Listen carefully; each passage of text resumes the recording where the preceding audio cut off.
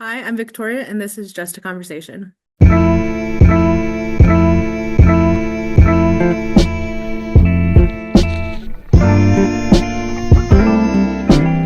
Okay, I want to start off with the week that you just had. The week I just had, Yeah. it was terrible. Why was I'm it not gonna terrible? lie. Okay, so I just had a very large paper that was due Sunday, and that was not getting done Sunday. So I asked for an extension, and they told me till Tuesday. Like I had until Tuesday, and I spent Saturday, Sunday, Monday, kind of like getting that paper done. I pulled like an all-nighter kind of an all-nighter. I ended up sleeping for like an hour that night, Monday night, and finished up that paper, came out to like 58 pages. I don't think it was one of my best works, if I'm being completely honest. I think it was mid. And I turned that in, and then yeah, that was awful. And then I had my first day of leadership, I think the next day was Wednesday. So I'm on a cardiac tele floor. And that was very, very scary. Like, I'm not gonna lie. I'm very bad at cardiac. Like, I'm very bad at reading heart rhythms. I don't know what I'm doing. I completely told my preceptor, I'm like, look, I have no idea what I'm seeing, so I'm gonna need a lot of help. And she said, okay, that's fine. Don't worry about it. And the day was actually fine. It wasn't that bad. So for context, you are a nursing major. Yes, I am a nursing major. Can you explain how you navigated to decide that that's something that you want to do for a career? Uh, yeah, so I didn't know what I wanted to do at all coming out of high school. I think I had the idea that I really, really wanted to be a pediatrician. And so, that involves doing undergrad for 4 years, med school for 4 years, and then the residency part of it. I was like dead set on being a pediatrician when I entered college. So I was a pre-med major. First semester of college, I ended up dropping my biology class because I think I got a D on the first exam and then I got a D on the second exam. And that was kind of hard to swallow a little bit because high school came really, really easy to me. Like I put zero work into high school, was barely like a straight A student. And college hit me kind of like a truck and I ended up dropping. So that was like my first big failure in school. Um, and that kind of woke me up a little bit. And I was like, oh, like I actually have to study and like work and hard for this. So then the following year, I still was pre-med, still like determined to be a pediatrician. And then I was like, I don't think it's for me. I don't think I could do this. School's too hard. I can't do it. So then I became undecided with my major, had no idea what I was doing. And I think my third year of college, I was like, let's just see if I can get into the nursing program because I still want to be a medical. I still want to go into the medical field, but I don't know like if anything higher or anything that involves more education is anything I want. So I ended up becoming a pre-nursing major. I applied for the program, didn't get in because my science grade was too low. You need at least a 3.0, but my biology grades, my chemistry grades were a little subpar. So, had to retake a couple classes. So that fourth year, I think I just retook classes and kind of just got my grade up. I went from like a 3.0 to a 3.5 in a year. And then I applied for the program, got in, and yeah, so that's how I became a nursing major. Where'd that interest come from, working in the medical field? In the medical field, I don't know. I just think I like really helping people, and I think the body is so interesting. There's so many different things that you can like focus on in the body. Listen, it's gross to you, but I think it's interesting. I think it's really interesting knowing how the body works and why it works the way it does. And I also like the aspect of like, oh, this person has a problem. Let's look at these labs. Let's look at like how they're feeling. Let's see what underlying issues that they have and then kind of figure out like how to treat them. I like that aspect of like working with people. I also like people in general. I just like talking, I think. I have a list of questions, A list. and I'm just going to start Okay. asking you the questions and you answer them as you feel fit. What goal are you working towards right now? Getting my BSN. That's my biggest goal right now. Like I have 72 days and I'm counting them down. Like every single day, like I have my little whiteboard and I erase one number and I put the next one and I'm very, very excited about getting my bachelor's. I'm very excited, finally. Do you have any thoughts or do you ever feel insecure on not doing that in 4 years and having a different path to getting and obtaining that? Yeah, like all the time. I don't like telling people my age. I don't, because like I'm 24, I'm turning 25 this year. When I get my degree, I will be 25. Yeah, so I do feel a little insecure about it, especially like the first semester in the nursing program. There was another student who was 19 in the program, and I didn't get into the program until I was like 22, I want to say. Um, and like she was like a direct admit. So basically, as soon as she graduated high school, she was guaranteed a spot into the nursing program because her grades were so good because she applied for it and as long as she like maintained her GPA above like a 3.0 and like as long as she like didn't break any rules, was good, passed all the classes she needed to pass with like certain grade point averages, like she was in the program. And she's the youngest person in our cohort and I'm like that could have been me if I like knew what I was doing, but I didn't. So, yeah, I'm a little insecure about it. I'm a little insecure about being here for so long because technically I'll be here 6.5 years. It's hard, I think, because people go, well, like, why didn't you finish when you were supposed to? Like, what were you doing? Like, What is your answer to when people say, "What's taking so long?" I genuinely go, look, I don't know. I didn't know what I was doing. I changed my major a few times. Are you happy with the path you're on right now? So nursing is really hard. Like, I'm stressed out all the time. And like sometimes at the end of the day, it just doesn't, it makes me question if it's worth it. Like genuinely the stress, like the tears, the like feeling like I am the dumbest person in the world. Like it genuinely makes me question if this was like the right choice, if this was like the right path for me. But then like I get one patient who goes, thank you for like taking care of me. You've genuinely like made my stay so much better. Thank you for listening to me. Thank you for caring. Thank you for showing me that like I should be here right now. And like that is more than enough for me. And it makes me feel like I'm actually making a difference and that like I'm actually like helping people. What is it going to mean to you to finally like have a BSN? I don't even know how to explain it into words. Like it's so like I'm gonna be so proud of myself for actually having accomplished this and actually following through with it.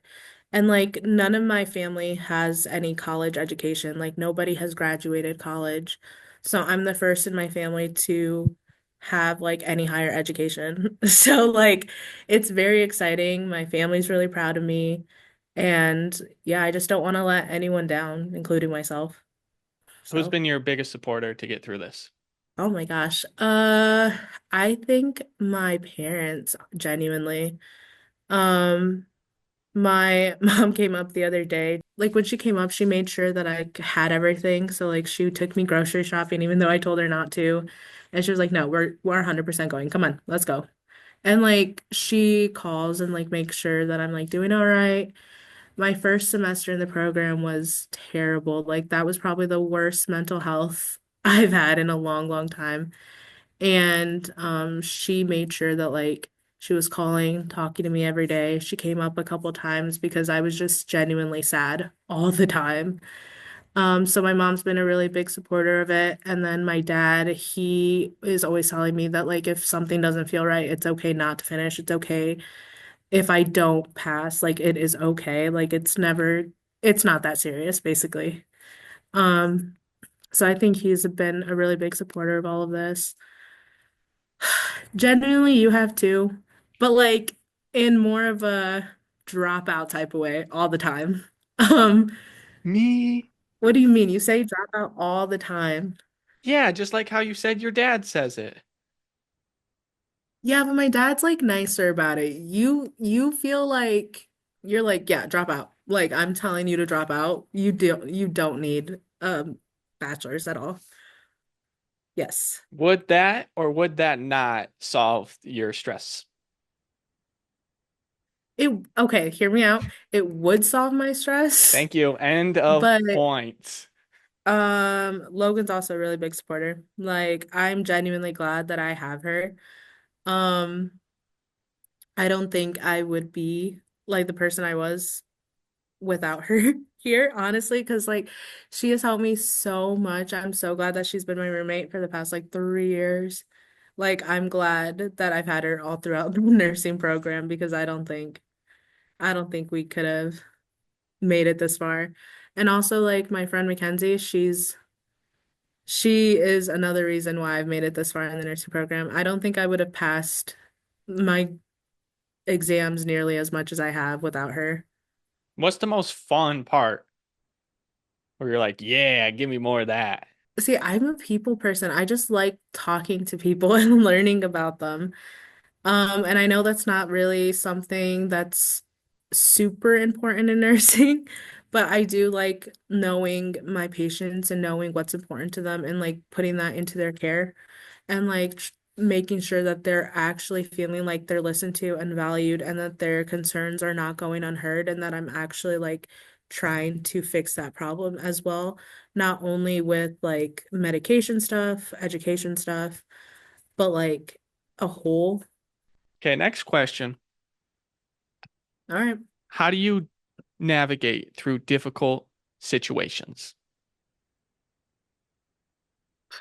Um, what depends on what we're talking about because if we're talking about like people in general, I usually I don't know if this is a good thing or a bad thing, but like usually when a difficult situation happens, I tend to like not talk to them about it for a little bit and I go and I do my own little reflecting.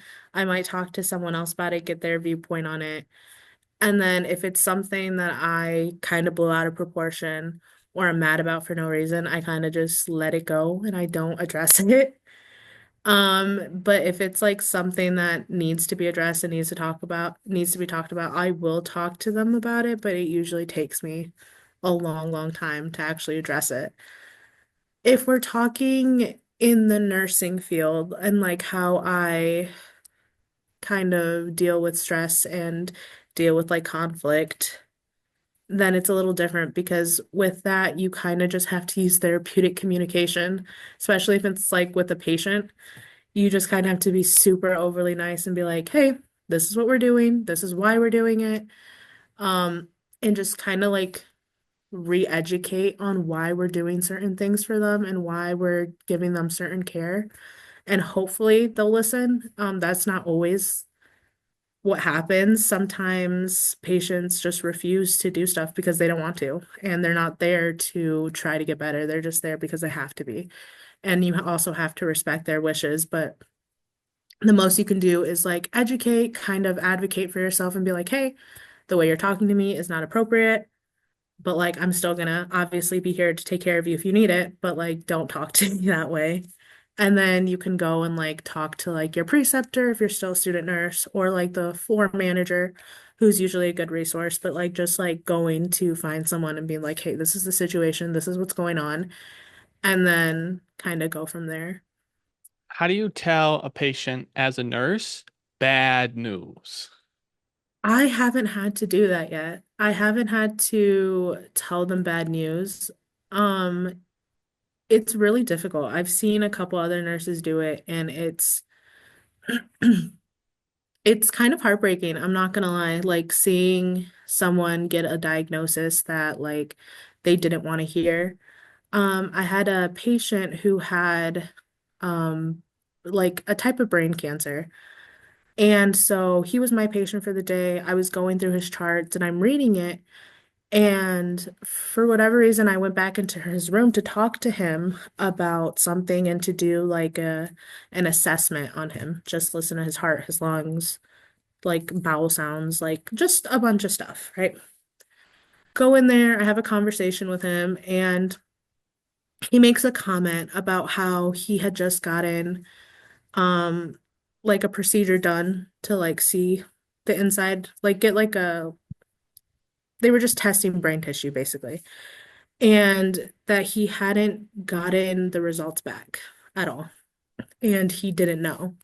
And this procedure had been done like a few days prior. But I guess the doctor hadn't talked to him yet about like what his diagnosis was. And but like I knew from his like results that he did have a type of brain cancer. And I had to sit there and go, yeah, I'm not 100% sure like what your results are. I don't know if the doctor's gotten them at all because I was not allowed to tell him his diagnosis. As a nurse, I don't think we're able to. We have to wait for the doctor to give them that news first, and then it's our job to go in and do like re-education with them if they need it, and then just kind of be there for them if they need it, or like get them in contact with like any counselors, any other additional resources that they might need, and then just kind of be a listening ear, shoulder to cry on if they need it. Do you think the best part about being a nurse is all the free little medical supplies that you can steal? No. Listen, it's not it- okay. I feel like you put me on blast here. That's crazy. So No, this is just a I'm generalized statement. okay. So I don't steal. I don't steal Hey, medical supplies. I I just never want to I clarify that. never said you did. It feels like that was targeted and I don't like it. So I just had to put that disclaimer. I I will don't steal medical say sometimes supplies. you leave the hospital with full pockets. But no, I do not steal it and I do not think that's the best part of the job. How do you define success in life? I don't know. For me personally, it's just like kind of meeting the goals that I make for myself. So again, my biggest goal right now, my BSN. As soon as that goal is finished, my next goal would be passing my NCLEX on the first try. And after that goal is finished, my next goal is like making sure I have my big girl nursing job and I'm happy and that like I'm in a place that I like, because that's really important. Then the goal after that is getting my apartment, like, because those are my next four goals all lined up. I want them all done by like June of next year. Fingers crossed. We'll see. And then, so I think it's just, making goals for yourself and then reaching those goals. And I think that's could be what your success is. How do you decide what a goal is? I guess it's just if I really, really want it and if I think it's of value to myself. For me, just like even little goals are really nice. Like one of the goals that I'm working on right now is making sure I get my 10,000 steps each day. So like each night I'm going on walks or trying to. I trying to. I didn't go on one last night. But like the little goals, just seeing like what can improve your life or like can be an improvement for you and just something that's going to make you happy. What's your favorite childhood memory? I think some of my favorite childhood memories are just like having like little bonfires in my house, like with all my family, like all the cousins, and we'd have like a cookout. And specifically, these are the memories where my dad is also home because like my dad works a lot. So a lot of the time, he wouldn't be able to like actually do like the family functions with us. He would like be there for maybe an hour and then have to leave. So I think my favorite is when he would like actually be there with all of us and we were able to like have our little cookout. We'd have like our all of our cousins coming over and then after it got dark, we'd have like a bonfire. We'd make s'mores. We'd bring our blankets outside because it would get cold as hell and we would just make like a little like fort like on the trampoline when we had one and then just kind of like lay out there, look at the stars, kind of hang out. I miss those days. Like I miss when it was just kind of chill and there wasn't like too much to stress about at that point in time. Hey, this should have been my first question, but I just thought of it now, so I'm going to ask it. Being Okay. one of the shortest people that I know, what is one thing that you would Okay. change in the world? A lot of the time, like in like the nursing field, the pumps, like you have like the IV pumps set, right? And they're connected to like these poles. And at the top of the pole are little like hooks that you hang the bags of medicine, basically. So a lot of those people who are working in there are a lot taller than me. So you know what happens half the time when I'm trying to hang up these medications? I can't reach. And like half the time, the poles I can't get them to like become shorter. So I have to sit there looking stupid trying to put these medication bags on the top and like trying to hook them through. And it's just it's so bothersome to me. Like it's so rude. And then half the time the medical supplies in the supply room are too far for me to reach. Thank God that they're on like these like little like metal grate things where I can just kind of like put my finger through it and like push it towards me so I can just push all the supplies to me. I'm serious. I have to like figure out ways to like reach things and it's ridiculous. And then also driving. I would change cars. I don't know how I would change them. I would just make like the gas and the brakes closer because I think it's so ridiculous that I have to move my seat up so freaking far to reach the gas and the brakes. What does family mean to you? My family is very, very, very important to me. I love my family. I value spending time with them. I haven't been able to spend much time with them this month, unfortunately, but it was really nice to see them. Like the few family members that came up, it was like super nice to see them and it made me want to cry. I'm not gonna lie. I want to cry right now because of this. But like I miss them. I really do. Like I miss being home and like seeing them. And like I don't have time to see them, so it's really hard.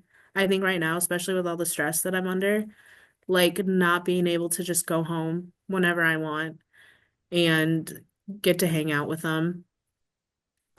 So I don't know, it's just really important for me to be around my family. So whenever I'm done with school, I'm moving right back home. Like I'm moving over on that side. I don't think I'm gonna go very far.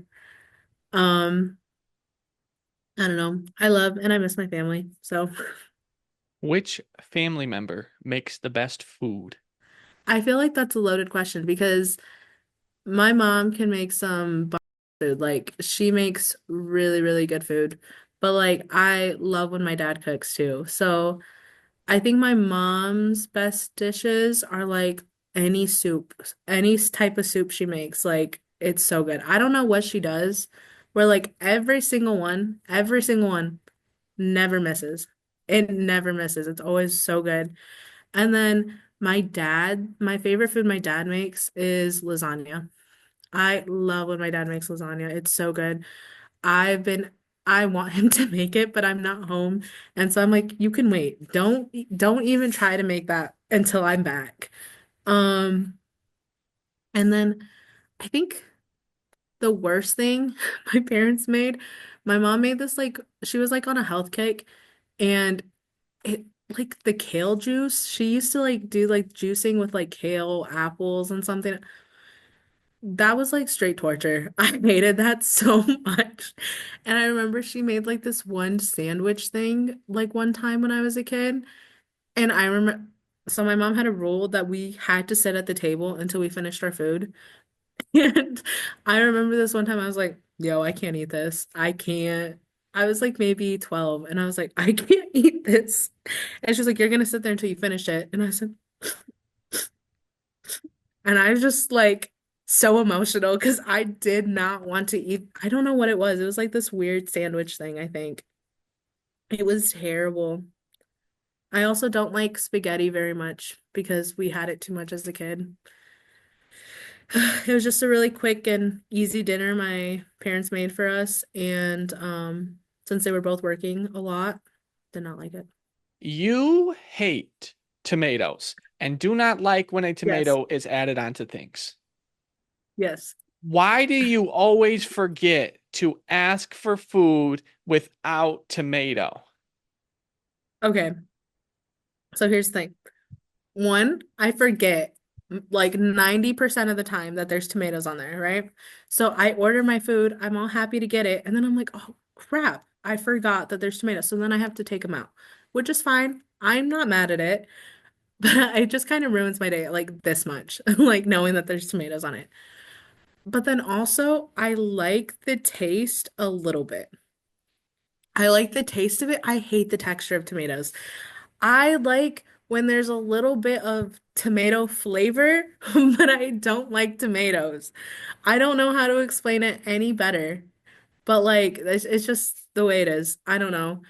I forget most of the time, and then when I ask for them not to put tomatoes on, it's like a 50-50 ratio. Like just like a little tomato flavor is fine, but like the texture is You gotta terrible. be the only person who has this tomato take. A Maybe, but little also tomato taste is crazy. This is horrendous. also This is a stewed also stewed tomatoes, those are fine to eat. Like those are okay to like actually eat. Like if even if they're bigger, like those are fine. I What are we don't know, it's a doing? texture thing. What life lesson did you have to learn the hard way? I think that I'm not as smart as I thought I was, and that not everything's gonna come like easily to me, and that I need to be better at taking criticism. I think those were hard lessons to learn. Um, Criticism, I don't like it. I don't like being criticized. I don't like people being judgy. I don't like it. But like I kind of have to deal with it, especially in the program I'm in, because like there is a lot of constructive criticism, but like sometimes it doesn't feel very constructive because it's like, oh, I'm just really bad at this and like I'm never gonna get any better and I'm just gonna have to be terrible at this for the rest of my life. When that's not what they're telling you at all. They're really just trying to make you aware of like what you could do better. Um, so I had to learn real quick in this program that you're just gonna have to deal with the criticism and learn from it and like figure out ways to kind of like take it in. Don't take it to heart, but like take it and make yourself better. So that was a big one that I had to learn, and that was hard. Like the first semester was hard. And then like the whole failure thing, it's okay to fail. Like it's okay not everything to come easy to you. I learned that first semester of college and it, it was really hard feeling like a failure and feeling like I was stupid and feeling like I wasn't really gonna amount to anything. Um, so like just kind of again figuring out like how we're gonna do better next time, figuring out like what went wrong this time, and just trying to figure out a plan to make improvements for the future. Those I think were like some of the bit hardest ones to kind of come to terms with because it's those are gonna happen all the time, regardless if it's like little failures or big failures. Like it's gonna happen, and you just kind of have to take it with a grain of salt and like figure out what went wrong and do better. Okay, final question. What's one thing that you know is guaranteed to make your day better? There's a couple things.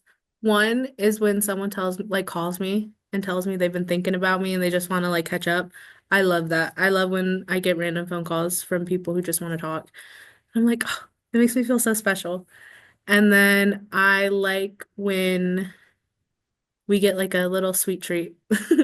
My sweet treats are like my favorite little thing. I swear. Like I love when like Logan or Kia go, "Hey, do you want to go like get a sweet treat with me?" Like, come on. And I just go, "Yep, 100%. Where are we going? Like, what are we getting?" I love that. Um, Stickers. I love my little stickers. Anyone has stickers and they offer me them, I take them so fast. There's this one professor who every day, without every time we had class, without fail, would bring like this bucket of little like fidgets. Oh my God, I love my fidgets. So like fidgets and stickers and just like little like stress things that we could use. And I would take stuff all the time. Anytime she had them, like I'd be like, thank you, thank you, thank you. And I would take so much. And she's like, yeah, take as much as you need. It might have been a little gluttonous, but it's okay. I'm very, very happy that I took them. And I actually still use them, especially for like tests, because they make me feel more calm. All right. Thank you for coming and talking and sharing. Is there anything that you want to say? No. Ad time! Ad time! Time for the ads. Today's episode is in partnership with Daily Jam, this show's first partner. Daily Jam is my personal music playlist project. Currently, we are on year 7 of doing this. Daily Jam 7. The way it works is I add one new song every single day, 365 days a year, 366 on leap years with no repeats. The standard for the songs is in the name. Every song I believe is good enough to be played on repeat all day long. My personal daily jam. Humbly and respectfully, I have incredible music taste. So check the link in the description or go to my Spotify profile, Caleb Wolfgang, to listen to any Daily Jam playlist. I guarantee you will find songs you love and gems you've never heard before. Thank you to Daily Jam for being a partner of Just a Conversation.